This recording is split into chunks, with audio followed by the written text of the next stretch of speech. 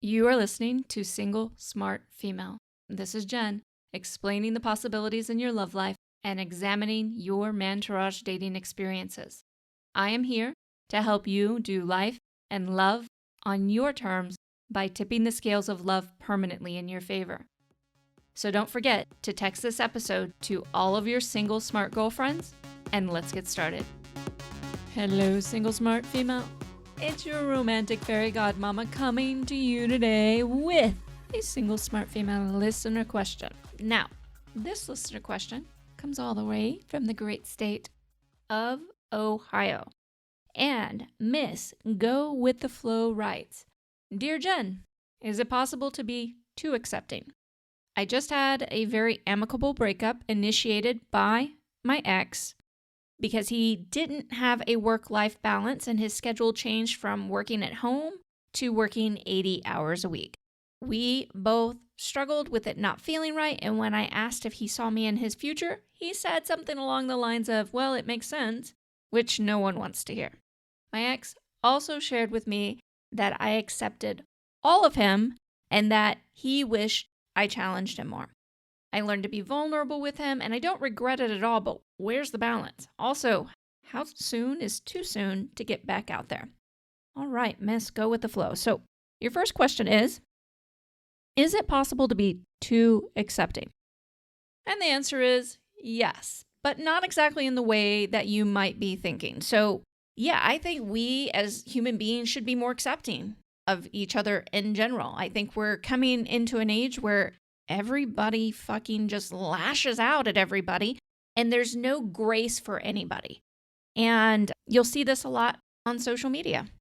A lot, which is why it's always a good idea to avoid social media. But coming around from that, so is it possible to be too accepting? And the answer is yes, if you are an only yes girl. Now, an only yes girl is where you agree with him no matter what, or you accept his terms no matter what. And there are different reasons why women do this. The thing I want you to understand is adored women have their own opinions. They have the things, how they like to do things. They have a journey that they ask men to come on with them. They're not just there to do whatever he says and however he wants it done. That's a completely different kind of relationship and not something that I legitimately think only mentally unstable men really want that in a woman. I think mentally healthy men and happy men want something very different. They want a woman who does challenge them. Now, I am not saying that you need to rip him another one all the time. This is really important, ladies. There is a huge, gigantic fucking difference between being a woman who is an only yes girl and a woman who rips him another one all the dang time just because she likes to be contrary. You're not being contrary just for being contrary's sake. It is you deciding, if he is doing something or you're having a discussion, you not agreeing with him all the time because you actually have a different point of view. That's really important to share. A lot of times when we become only yes women, and by the way, lots of women do this. This isn't exclusive to just one type of woman, but lots of women do this with men that they're really, really like. In the back of their mind, they think that that's what men want, is they want that yes girl. And no, they really don't, okay? They don't want the never yes girl, of course not, but they definitely don't want the only yes girl. They want a woman who lights them up and makes them think and challenges them in a good way. So, like I said, a lot of times we think as women, and it doesn't matter how smart or successful we are, we think as women that men will only want the only yes girl or that low maintenance girl, and that's how you're going to keep his long-term love. And it is candy-coated crap. It does not work long-term, only with mentally not stable men.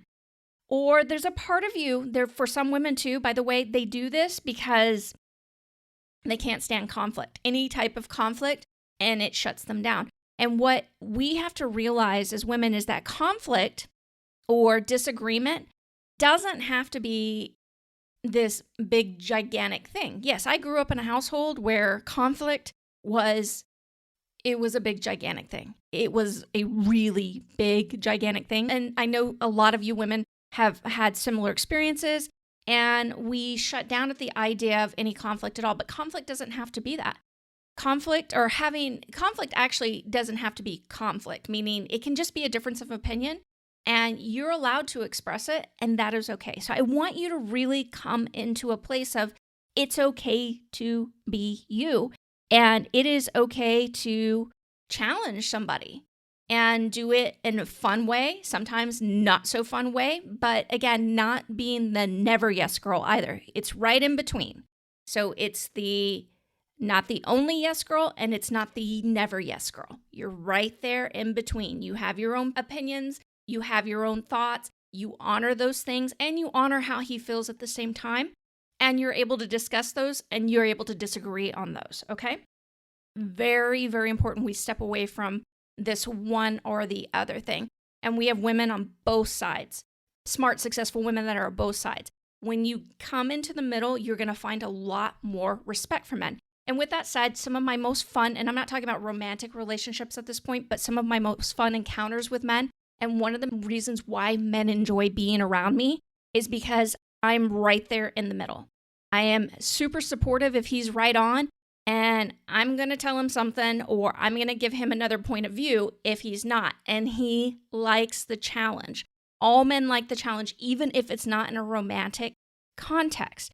And if they don't, they never want to be questioned. A lot of times we assume by a man's reaction that he really never wants to be questioned. But the truth is that's not true for a majority of men. Just sometimes their reaction is a little off. And we don't have to take everything as a huge insult if their reaction seems harsh or whatnot. Now, you know what real harsh is, but we've got to stop being quite so sensitive as women and get some thicker skin, because men are actually quite fun to play with in this manner. And they're great for bantering and having fun. And if you let yourself do that, you're going to garnish a lot more respect from men, and you're going to have a lot more fun with men, and they're going to have a lot more fun with you. But again, it doesn't have to be this massive conflict. I've had men tell me that they actually love arguing with me.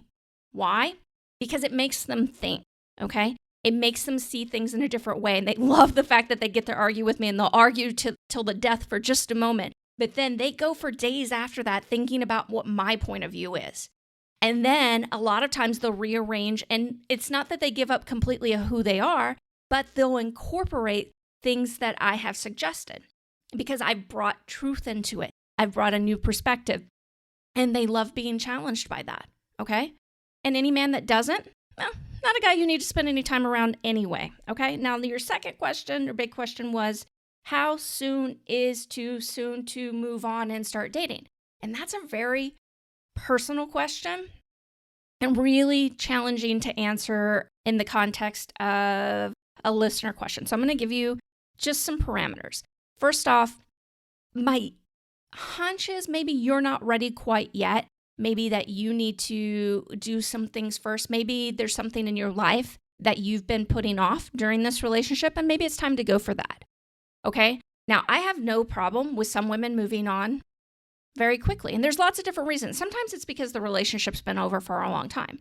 Sometimes it's been over for her for a long time. Sometimes it's because, she's just ready and she doesn't tie her identity into being in a relationship. But if you are a serial monogamous, I suggest you take a little time and make sure you learn how to date. Make sure you learn how to mentorage date. That's really important.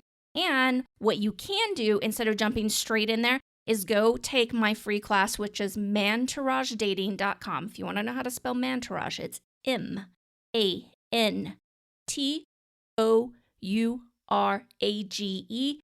dating.com, and start to explore the world first before you jump into it and make a lot of mistakes that will not feel great and send you back into this place of, oh, dating's just horrible, I don't want to do this or anything like that. So take your time going back into it. But again, it's a very personal decision when you decide what is soon or too soon.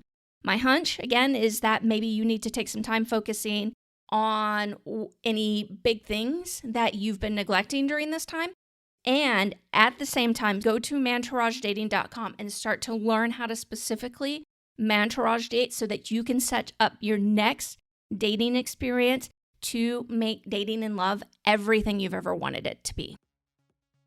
Okay, lover girl, it's time for the final thought on today's show.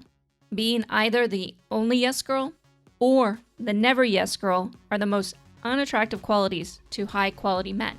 However, being the woman with her own life and opinions who isn't afraid to share with him and also has no need to eviscerate him for his is a huge part of being loved, cherished, and adored on your terms long term. Hey lover girl, don't forget to subscribe to the show in your favorite podcast app, as well as share this episode with all of your single smart girlfriends. And if you're still confused about all the pieces of mantourage dating that you were probably forgetting, then head over to Jen Burton, that's JenBurton.com/secret society to learn everything mantourage dating includes. Remember, mantourage dating is not casual dating. It's not a rotation nor a cycle, and it is woman specific. Mantourage dating and becoming an adored woman is a lifestyle dating system that addresses you as a whole woman, including your success and ambition.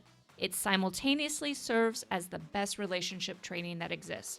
Meet me at JenBurton.com/secret society. Again, that's Jen, JenBurton.com/secret society for a free video explaining all the pieces you need to include in your experience.